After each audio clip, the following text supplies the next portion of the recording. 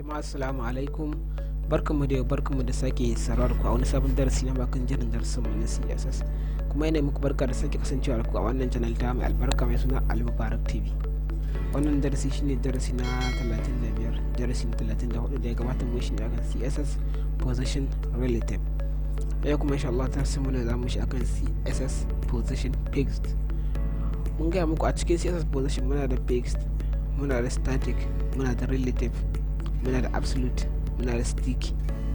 To static shine default, duk abin da zai yi muna output anan, duk abin da zai bayyana anan to yana bayyana ne a static. Position din sai yana bayyana ne a static. Saboda haka static ba zai dauki top, right ba, left da sauransu, amma CSS position zai dauka, fixed zai dauka,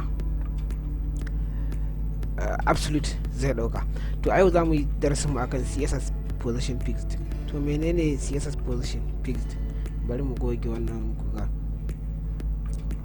za ka ga menene CSS position fixed ya kuma yake. Shi CSS position fixed ana amfani da shi ne domin ka saka wani content naka ya tsaya a waje daya, ko da an yi scrolling a shafinka ba zai wuce ba. Misali a wannan div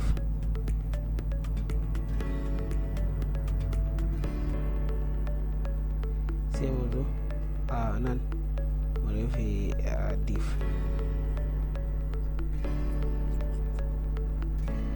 To yanzu a cikin a wannan div din za mu iya bari na rubuta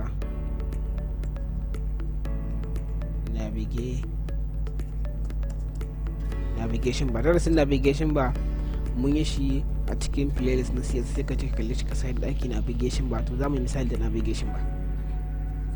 Sai mu zo a nan cikin CSS style sai mu saka div,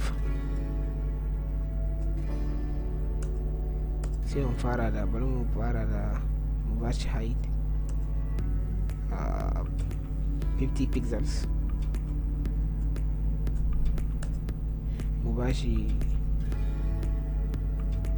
border, bari mu bashi background color,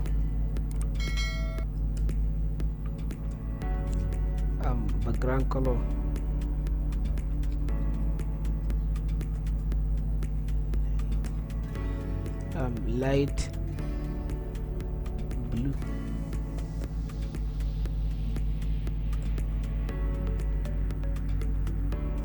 sai mu save, zan mu refresh, kun gani can ya fito light blue. To bari mu zo mu yi copy da wani rubutu kamar yanzu wannan, sai mu copy din shi, kuma bari dai mu copy din wannan, sai mu copy din wannan rubutun, sai mu zo a nan a cikin body sai mu yi paste din shi, bari mu zo mu yi save, mu zo mu yi refresh. Kun ga rubutun wanda muka yi copy yayi. To yanzu sai mu yi paste din shi da yawa saboda ya zanto sai an yi scrolling. To idan muna so sai mu paste din shi da ya zanto har sai ka yi scrolling din shafin. Ok, na manta. Sai mun saka break, sai mu saka break a nan, mu zo cikin mu saka break, sai mu yi copy din wannan da yawa har sai ya kai da ciwar mutum idan ya zo wannan shafin sai ya scrolling. Ok, bari mu kara copy din shi,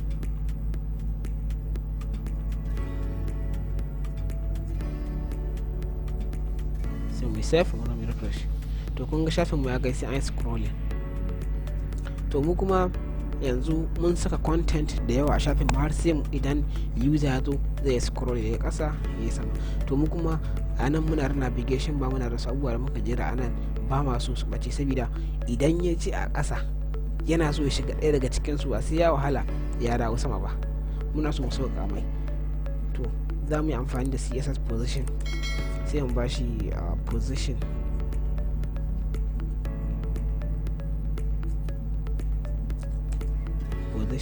fixed.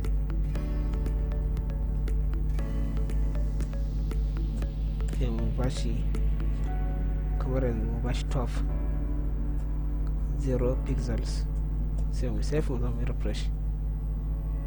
kun gani yanzu abinda muke yanzu mun ga mai cewa idan user ya zo ko ya scrolling wannan div din duk abin da ko menene yake a cikin div din nan shi kasance a top kuma 0 pixels.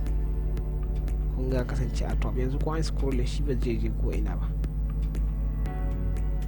to yanzu za mu iya kara mai za mu iya ba shi width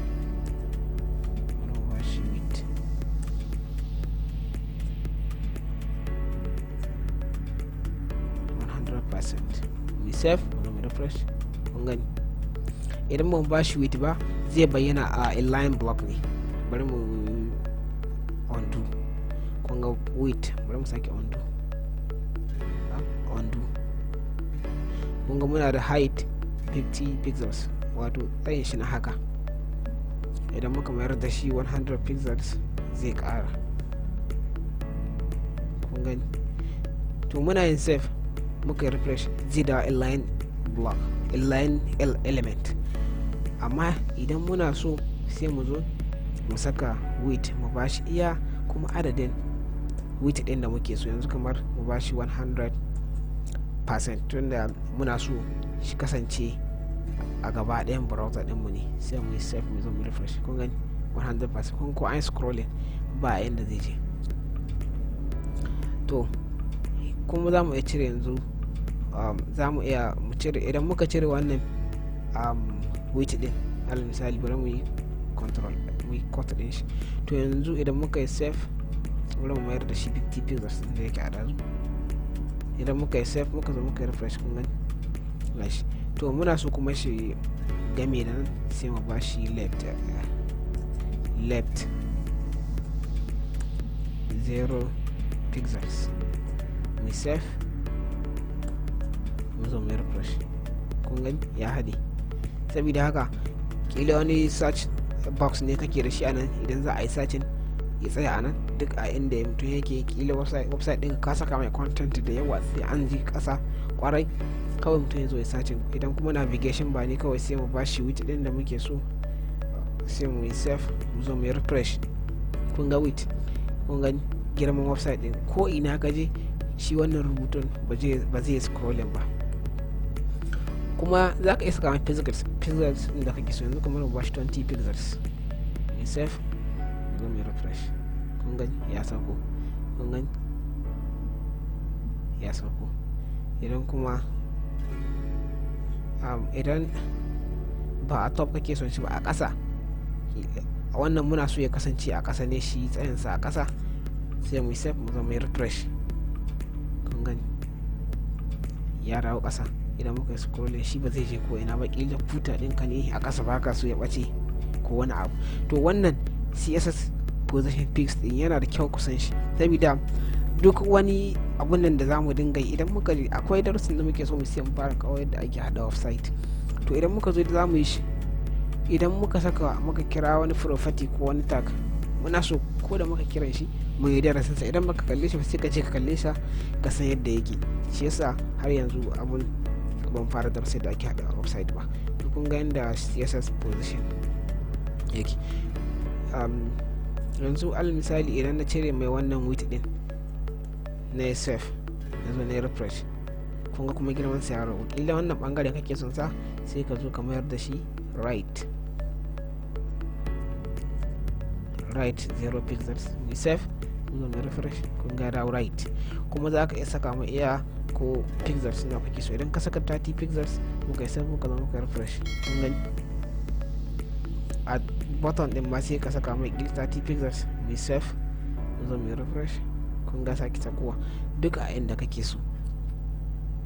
to wannan shine darasin CSS fixed position fixed. saboda haka idan ka fahimce shi to shikenan za ka yi amfani da shi yadda yake. ka gani yanzu a ce wannan navigation ba ne sai mu samu wannan kun ga zai yi kyau haka. a nan za mu dakata da fatan kuna jin daɗin wannan darussa na. Wassalamu alaikum wa rahmatullah, a huta lafiya.